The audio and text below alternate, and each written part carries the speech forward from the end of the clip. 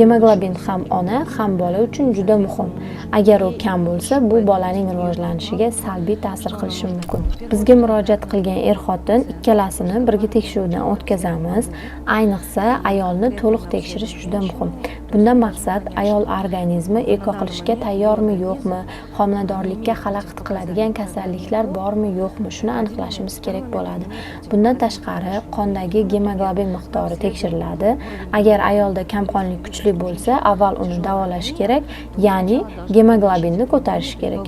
Chunki homiladorlik paytida gemoglobinga ehtiyoj ancha ortadi. Gemoglobin ham ona, ham bola uchun juda muhim. Agar u kam bo'lsa, bu bolaning rivojlanishiga salbiy ta'sir qilishi mumkin. Shuning uchun ayollar to'liq tibbiy ko'rikdan o'tkaziladi. Bu tekshiruvlar O'zbekistonda belgilangan tibbiy qoidalar va protokollar asosida amalga oshiriladi. U yerda qaysi tahlillar topshirilishi kerakligi aniq yozib qo'yilgan.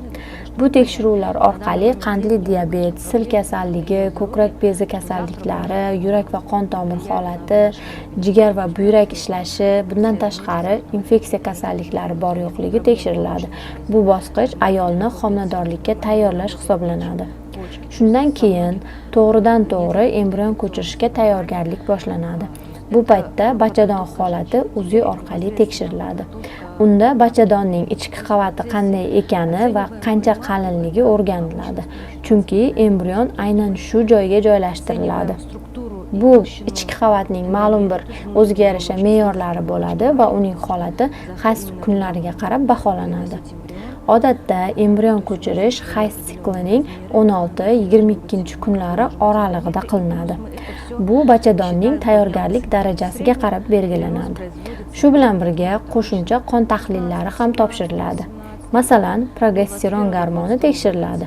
Chunki embrion ko'chirishda oldin va keyin bu gormon belgilangan me'yorda bo'lishi juda muhim hisoblanadi.